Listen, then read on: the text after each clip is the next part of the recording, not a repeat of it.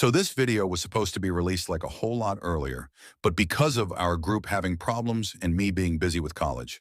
Although the victim herself said she still agrees with it being uploaded and even said she will answer comments, so I guess.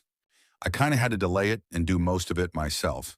So, enjoy the information, I guess.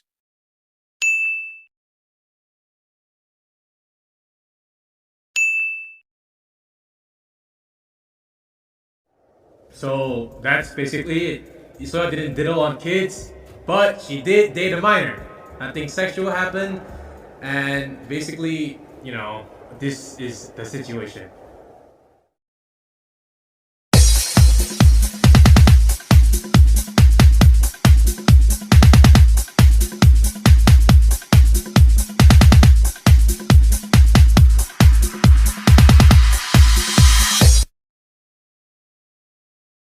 Well, that aged pretty badly, didn't it?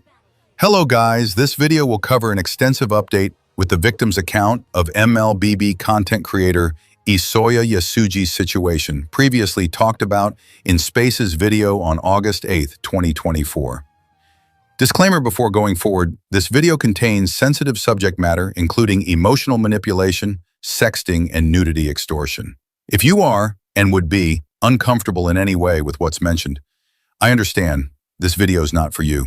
I also ask you to not harass anyone mentioned in this video. If you haven't seen Space's video yet, I recommend checking it out first. It's linked in the description and gives important background for what I'm going to share here. Back in August, I had a private conversation with Isoya. During that time, I started noticing how close he and a younger community member, Midori, had become. They were spending a lot of time together, playing mobile legends, sharing art, and chatting regularly. Now, to be upfront, their ages at that time were quite different. Isoya was 19 and Midori was 14. That already raised some serious concerns. According to what was said back then, there wasn't any confirmed inappropriate behavior. Both Isoya and Midori said that nothing crossed the line at that point. But even then, the situation felt complicated. It was also known that Midori had been through a tough experience before all this, involving someone else, and Isoya was aware of it. He claimed his intentions were to support her and help her move past those experiences. After things became more public, Isoya stepped away from YouTube. His channel has since been deleted, but there's an archived version of his response, which is linked below if you're curious. There was also a separate issue where Isoya had been involved in some questionable roleplay on Roblox. That situation involved another adult, not Midori, but it still added to the concerns, especially since he was also going through mental health struggles at the time. I want to be clear, none of this excuses anything that happened. Even if it didn't seem like anything went too far at first, we later learned that wasn't the whole story. About 3 months before I spoke to Isoya, Midori joined his Discord server after watching one of his live streams. She got involved in the community, sharing messages, fan art of his character Ruby, and chatting with others. Over time, she and Isoya got closer through games and conversations. Eventually, Isoya told her he had feelings for her, and she responded emotionally due to her attachment.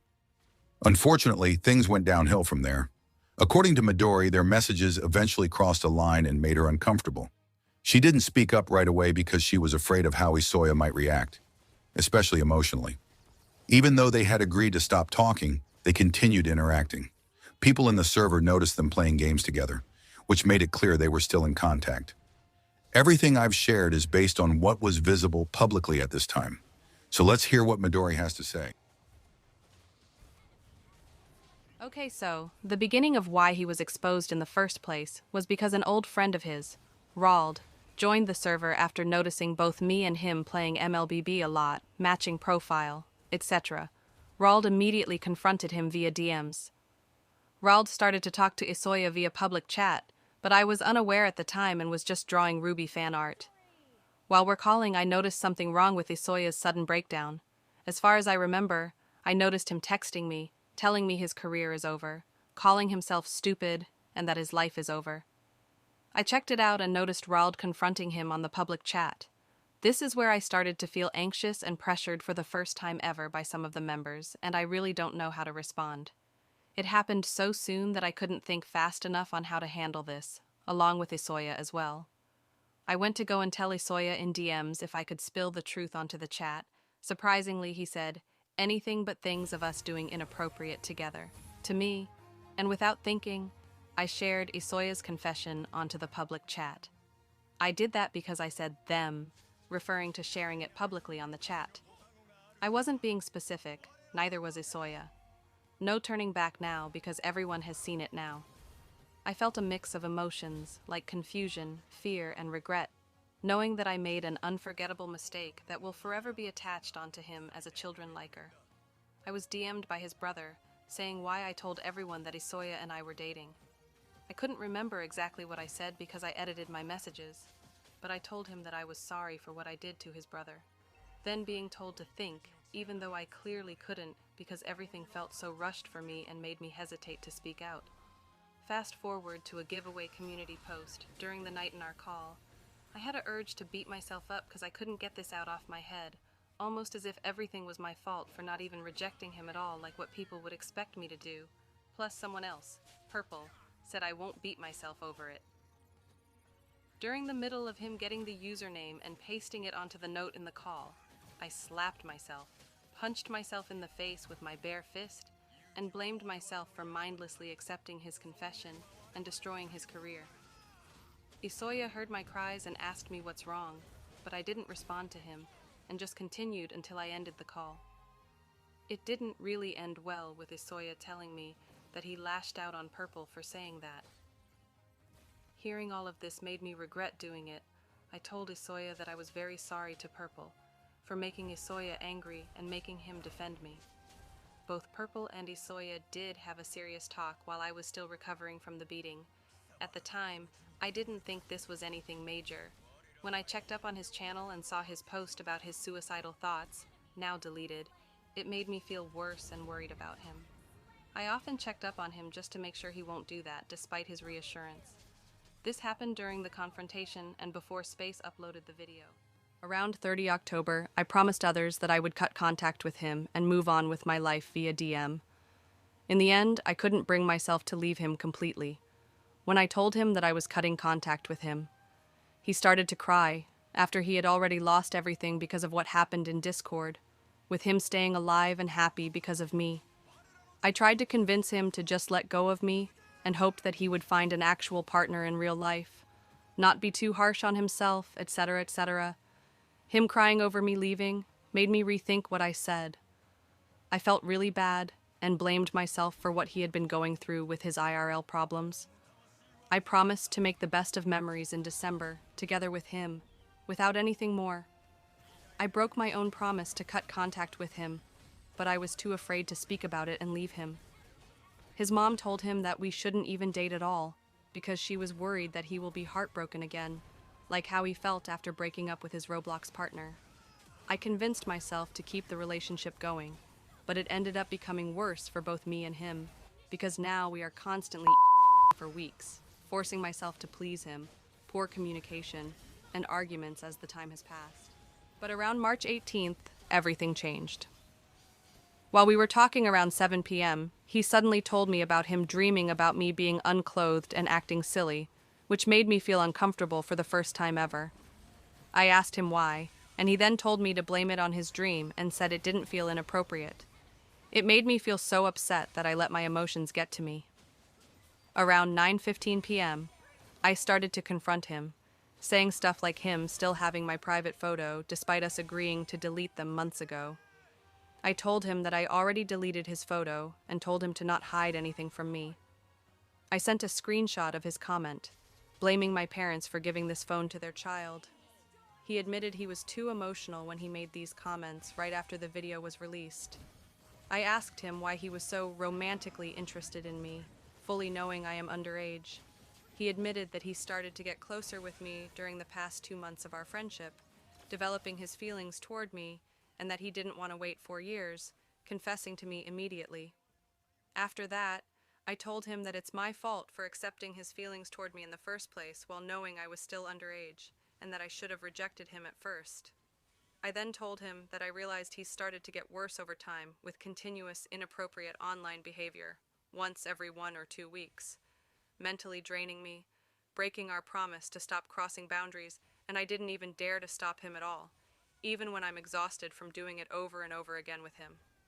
I told him that he's just like my other manipulator. Every sweet, controlling word used felt so special to me. Even a little interaction made me feel happy and excited. Aside from special conversation, he started begging me to not speak out, saying he's serious and that he doesn't want to do anything inappropriate with me anymore. I realized that he only said this after his career was brought up. He kept apologizing again and again, but I didn't even bring myself to care anymore. A harsh reality hit me really hard that I just let him do whatever he wanted from me, and I did whatever he wanted me to do against my own will, even when I felt uncomfortable. The last confrontation ended with me fearing to speak out further after that deleted message about wanting to disappear, and him letting his YouTube dream go because of his desperation. To anyone that has been affected by this, I'm sorry for everything.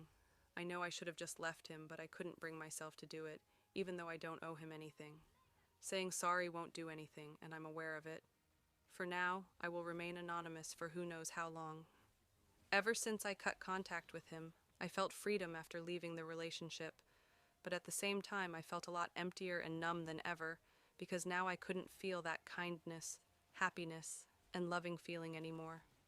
I am now working myself to become a better person, both online and offline, for the sake of my friends and for others. As mentioned by Midori earlier, although the relationship appeared healthy at first, it quickly declined due to Isoya's growing emotional dependence and inappropriate fixation, which seemed influenced by personal struggles, including difficulties at home and frustration over his YouTube channel not succeeding. Despite saying he would take a break from the internet, he continued to be active and showed little sign of genuine change. Screenshots reveal the kinds of messages Isoya kept sending Midori. At one point, they were also involved in the sharing of personal images, which Isoya actively encouraged. While they paused this behavior for a time, it eventually resumed. Later, Midori confronted Isoya about this one final time, asking him to stop and delete anything involving her, and chose to speak up about her experience. To summarize, Isoya took advantage of Midori's trust and emotions for his own benefit, hid the truth from his closest friends, and held on to material he should not have had. About a month after others became aware of the situation, he began uploading content again, seemingly under the impression that simply ending the inappropriate behavior meant he could return as if nothing had happened. Thankfully, Midori found the strength to share her story. If you or someone you know has gone through something similar, please don't hesitate to reach out for support. This marks the conclusion of the segment regarding Isoya.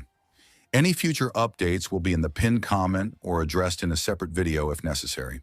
Script aside though, I'm going to add what I want here. So this whole situation definitely seems pathetic. And no joke, it is pathetic. Obviously, both Midori and Isoya are at fault with the sideline that Midori doesn't know better. Okay, so anyway, there is this channel titled I Will Defeat Isoya Yasuji that uploaded that video years ago. And even Isoya commented there. And technically, he really defeated Isoya now. But guess what? I am actually the owner of that channel. So I defeated Isoya figuratively and literally, proving Isoya has been in my genjutsu all this time. Just kidding.